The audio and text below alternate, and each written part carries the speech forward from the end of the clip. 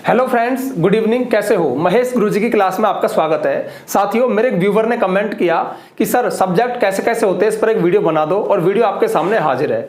आज के इस वीडियो में हम पूरी जांच पड़ताल करेंगे कि सब्जेक्ट कैसे कैसे होते हैं, यानी सब्जेक्ट के बारे में पूरा बायोडाटा आपको मिल जाएगा। अब आप में से कुछ व्यूवर्स को लग रहा होगा कि सब्जेक्ट के बारे में पढ़ने वाली बात है क्या। सब्जेक्ट बहुत ही सिंपल सी चीज है, किसी सेंटेंस के शुरू में आता है और जिसके बारे में कुछ बताया जाता है। बट लेकिन जब आप वीडियो के अंदर जाओगे ना, तो आप भी घूम जाओगे कि यार सब्जेक्ट के बारे में इतनी सारी चीजें हैं। जी हाँ, बिल्कुल जानना जरूरी है, तभी हमारी नॉलेज बढ़ेगी। चीजें उतनी आसान नहीं होती जितना हम समझते हैं। तो चलिए वीडियो शुरू करते हैं। हाँ, मार दिया क्या? लाइक तो कर ही दो यार। चलिए देखिए, व्हाट इज सब्जेक्ट। सबसे पहले हम देखेंगे सब्जेक्ट की डेफिनेशन, उसके बाद में काइंड्स ऑफ सब्जेक्ट, सब्जेक्ट के जो टाइप है वो देखेंगे, उसके बाद में who can be a subject, subject कौन कौन बन सकते हैं। सबसे पहले व्हाट इज सब्जेक्ट, सब्जेक्ट क्या है। देखिए बहुत ही सिंपल सी डेफिनेशन है, आपको समझ में आ जाएगी।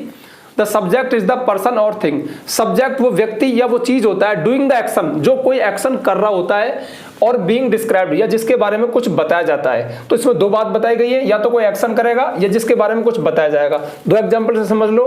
Rahul is watering the plants, Rahul पौधों में पानी दे रहा है। तो देखिए राहुल जो है वो कोई एक्शन कर रहा है। इस सेंटेंस में जो एक्शन हो रहा है किसके द्वारा किया जा रहा है? राहुल के द्वारा। तो राहुल हमारा सब्जेक्ट हुआ। वैसे मैंने बेवजह अपनी एनर्जी वेस्ट की, आपको खूब पता है राहुल सब्जेक्ट है। नेक्स्ट देखिए, our teacher is a highly educated person.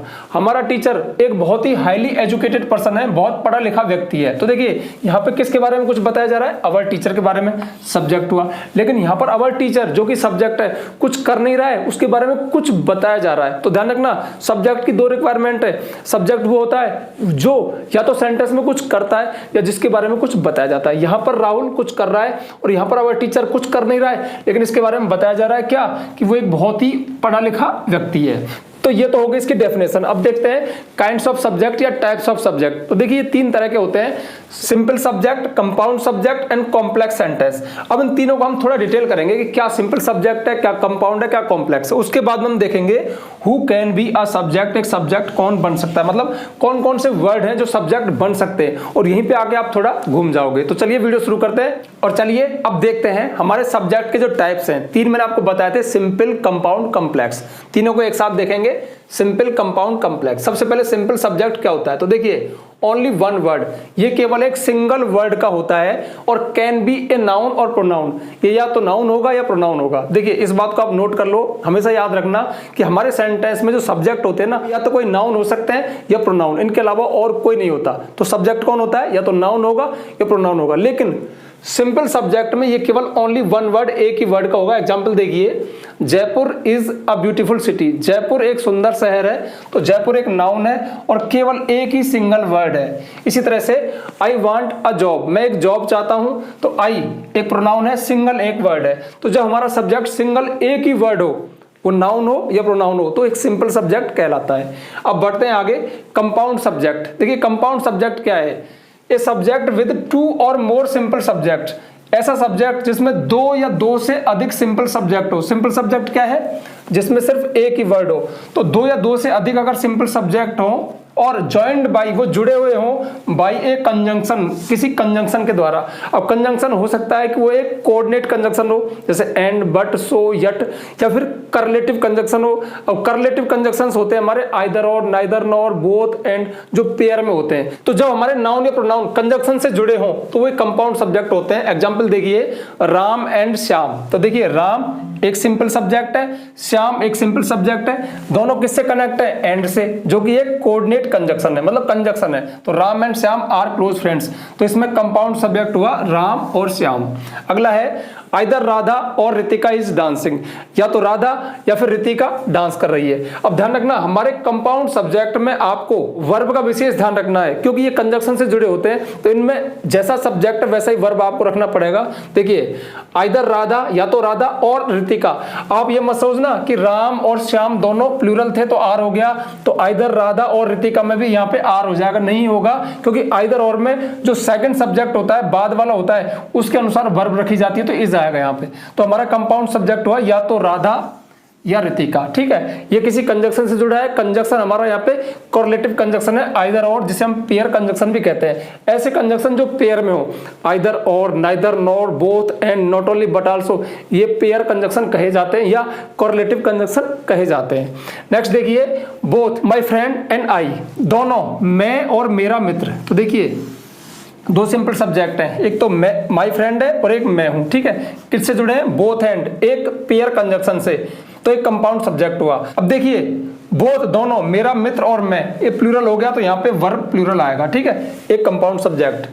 Next देखिए, आई, यू एंड ही, मैं, तुम और वह, कैन सॉल्व दिस पजल, इस पजल को हल कर सकते हैं। ये तीन प्रोनाउन है, ठीक है। तो कंपाउंड हुआ क्या?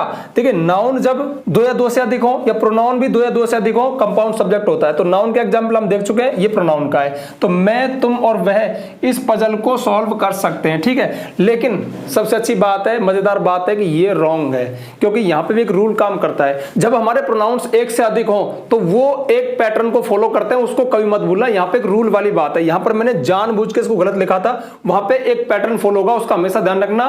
सेकंड पर्सन, थर्ड पर्सन और फर्स्ट पर्सन। यदि हमारे तीनों पर्सन आ गए किसी सेंटेंस में, तो सबसे पहले सेकंड पर्सन आएगा, उसके बाद थर्ड पर्सन आएगा, उसके बाद फर्स्ट पर्सन आएगा। अब आप पता लगा सकते हो कि हमने मिस्टेक कहां की है। तो सबसे पहले आपको लाना है सेकंड पर्सन। सेकंड पर्सन कौन से होते हैं? यू। तो यू को सबसे पहले लाइए, उसके बाद हमारा आएगा थर्ड पर्सन जो कि ही है, तो यहां पे आएगा यू, ही, एंड, और फर्स्ट पर्सन आएगा सबसे लास्ट में।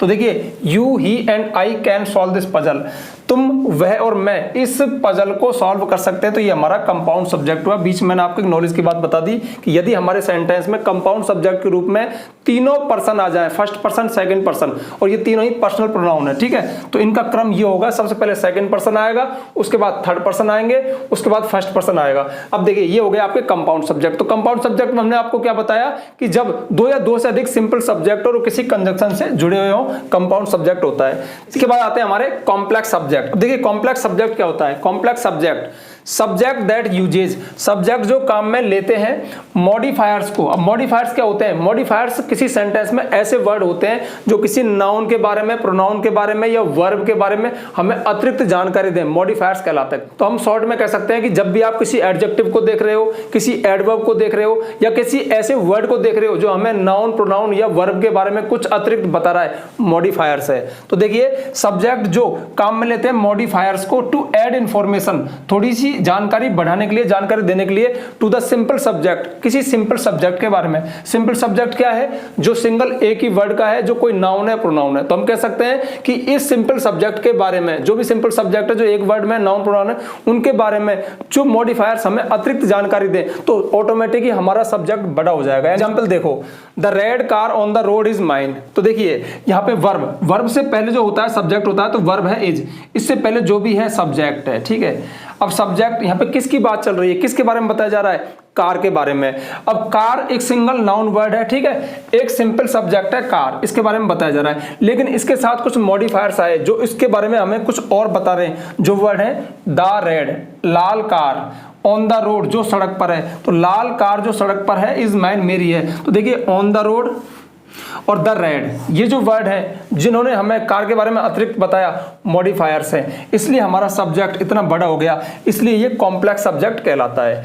नेक्स्ट देखिए, the man who helped you, आदमी जिसने तुम्हारी मदद की थी, वाज माई ब्रदर। तो इसमें वर्ब क्या है? वाज, इससे पहले जो है पूरा सब्जेक्ट है। अब बात किसकी चल रही है? आदमी की। लेकिन इस मैन के बारे में कुछ हमें अतिरिक्त बताया गया कि ये आदमी हु हेल्प्ड यू, जिसने तुम्हारी मदद की थी, आदमी जिसने तुम्हारी मदद की थी मेरा भाई था। तो ध्यान रखना, हु हेल्प्ड यू एक एडजेक्टिव क्लॉज है, और ये एडजेक्टिव क्लॉज यहाँ पे एक मॉडिफायर्स कहलाएगा। तो ये पूरा का पूरा, तो ध्यान रखना हमारे मॉडिफायर्स एडजेक्टिव हो सकते हैं, एडजेक्टिव क्लॉज हो सकते हैं, एडवर्ब हो सकते हैं। और इस सेंटेंस में who helped you adjective clause के रूप में आया, क्योंकि इसमें सब्जेक्ट भी है और वर्ब भी है। लेकिन द रेड, लाल, ये सिर्फ एक सिंगल वर्ड है, द एक डिटर्मिनर है, रेड एक एडजेक्टिव है, और ये दोनों मॉडिफायर्स हैं।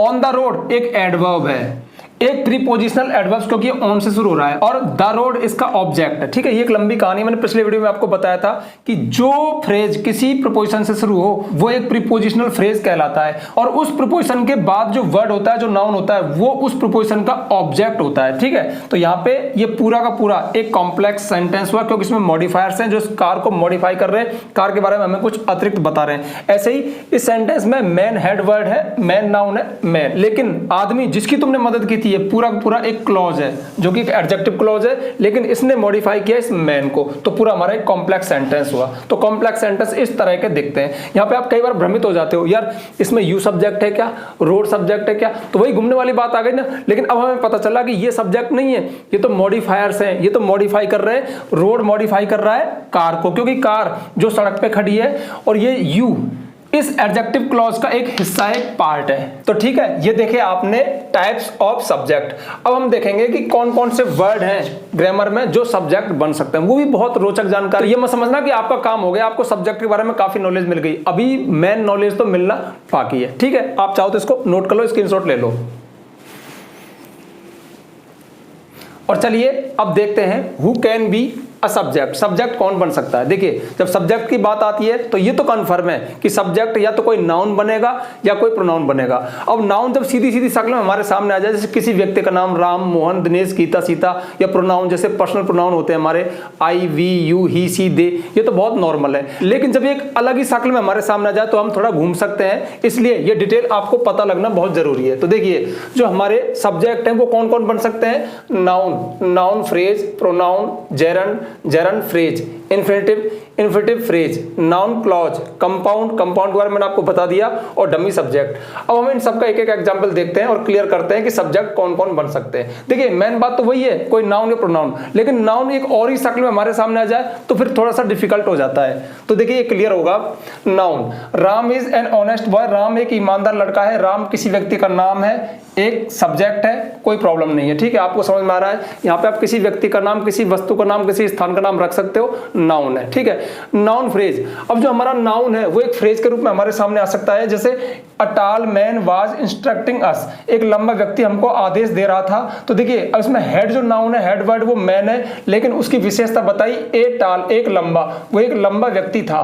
तो यहाँ पर जो हमारा नाउन एक फ्रेज के रूप में आया, और जब नाउन एक फ्रेज बनता है तो मॉडिफायर से बनता है, यानी उसकी विशेषता, जैसे कि एक लंबा जो व्यक्ति था उसकी विशेषता इन दो वर्ड ने बताई, तो एक नाउन फ्रेज हुआ।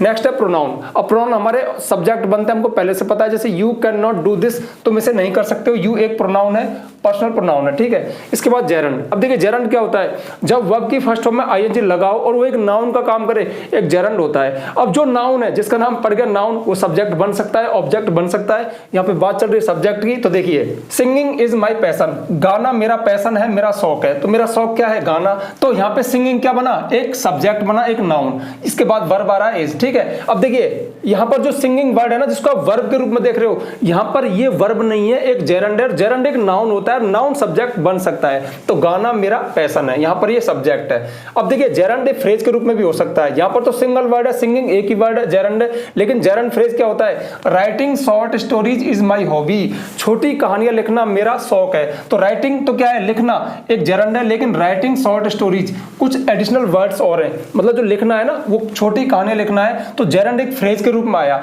अब फ्रेज किसने बनाया इनको? शॉर्ट स्टोरीज ने। वर्ब कहाँ है? इज। इससे पहले, वर्ब से पहले जो है पूरा सब्जेक्ट है। तो राइटिंग शॉर्ट स्टोरीज पूरा एक जेरंड फ्रेज हो गया।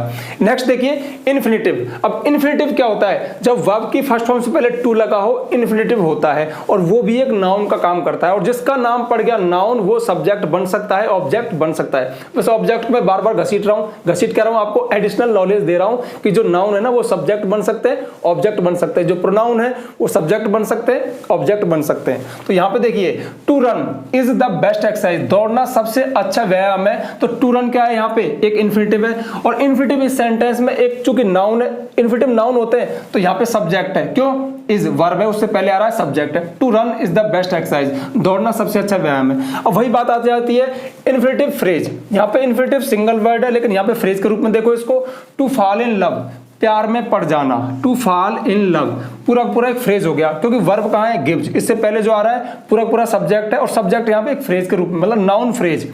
टू फॉल नाउन है क्योंकि इन्फिनिटिव है, इन लव इसके एडिशनल वर्ड है, तो ये पूरा एक फ्रेज हुआ। तो to fall in love gives you a new experience, प्यार में पड़ जाना तुम्हें एक नया अनुभव देता है। तो यहां पर हमारा सब्जेक्ट एक इन्फिनिटिव फ्रेज है। नेक्स्ट है नाउन क्लॉज। अब देखिए क्लॉज क्या होता है, सब्जेक्ट हो वर्ब हो, एक क्लॉज होता है। क्लॉज दो तरह के हो सकते हैं, मैन क्लॉज, सबऑर्डिनेट क्लॉज। जो सबऑर्डिनेट क्लॉज है वो तीन तरह के होते हैं, नाउन क्लॉज, एडजेक्टिव क्लॉज और एडवर्ब क्लॉज।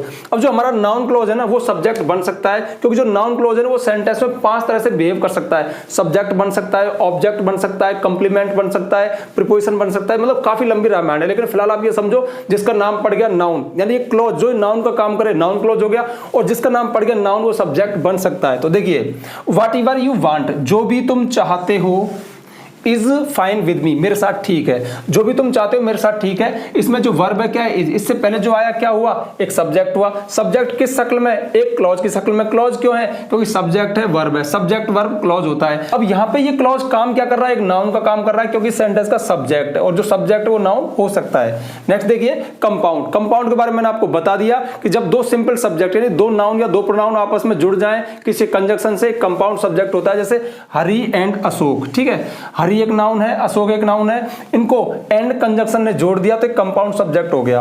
और लास्ट में है 10 है डमी सब्जेक्ट्स। देखिए डमी सब्जेक्ट्स दो ही हैं, वो है इट और देयर। जब हमारे सेंटेंस इट या देयर से शुरू हो तो इट और देयर को डमी सब्जेक्ट माना जाता है। जैसे इट इज रेनिंग नाउ, अब बरसात हो रही है। आपको पता है मौसम वाले सेंटेंस, टाइम बताने वाले सेंटेंस इट से शुरू होते हैं, ऐसे सेंटेंस में इट एक डमी सब्जेक्ट होता है। इसी तरह से देयर भी एक डमी सब्जेक्ट है। There is an old temple in my village, मेरे गांव में एक पुराना मंदिर है। यानी हम किसी चीज का वर्णन करें, कोई चीज हमारे पास नहीं उसको बताएं, तो हम सेंटेंस को देयर से शुरू करते हैं, और ऐसी स्थिति में देयर एक डमी सब्जेक्ट होता है। तो डमी सब्जेक्ट है इट और देयर।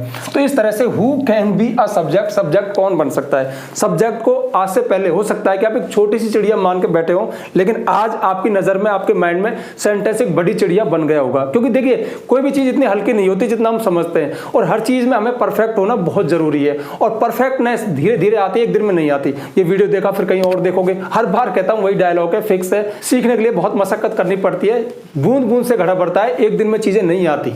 तो ठीक है, ये था सब्जेक्ट। सब्जेक्ट क्या होता है, कितने प्रकार के होते हैं, और कौन कौन चीज सब्जेक्ट बन सकती है। मैं समझता हूं सब्जेक्ट के बारे में आपको पूरी नॉलेज मिल गई होगी। अब जाने से पहले आपको एक छोटी सी जानकारी देना चाहता हूं, यदि आप एक नए व्यूवर हैं, पुराने व्यूवर्स को पता है, देखिए आपके महेश गुरुजी अब प्ले स्टोर पर अवेलेबल है। वहां पर हमने महेश गुरुजी नाम का एप्लीकेशन बनाया है, और उसमें कंप्लीट इंग्लिश ग्रामर कोर्स डाला है पेड कोर्स में, जिसमें पूरी complete English grammar A to Z sequence series में अवेलेबल करवाई है। तो यदि आपका इंग्लिश ग्रामर में इंटरेस्ट है, आप पूरी कंप्लीट इंग्लिश ग्रामर तसल्ली से सीक्वेंस सीरीज में पढ़ना चाहते हो, तो वहां पे पेड कोर्स में जाके कंप्लीट इंग्लिश ग्रामर कोर्स को परचेज कर सकते हो, बाई कर सकते हो। नाम मात्र की फीस है, फीस अफोर्ड नहीं कर सकते, मैं आपको फोर्स नहीं करूंगा। यूट्यूब पे वेलकम है, एक से एक वीडियो है आती रहेंगी, ठीक है। अब जल्दी से वीडियो को लाइक कर दो। देखो वीडियो को बिना कहे लाइक कर दिया करो, और ज्यादा से ज्यादा शेयर करना, ताकि ये नॉलेज आपके फ्रेंड्स को, आपके रिलेटिव्स को पहुंचे। और यदि आप चैनल पर नए आए हो तो चैनल को सब्सक्राइब कर देना, बेल आइकन प्रेस कर देना, ताकि आपको आने वाले वीडियोस का नोटिफिकेशन मिल जाए। आज के लिए बस इतना ही, मिलते हैं नेक्स्ट वीडियो में नेक्स्ट टॉपिक के साथ। तब तक के लिए बाय।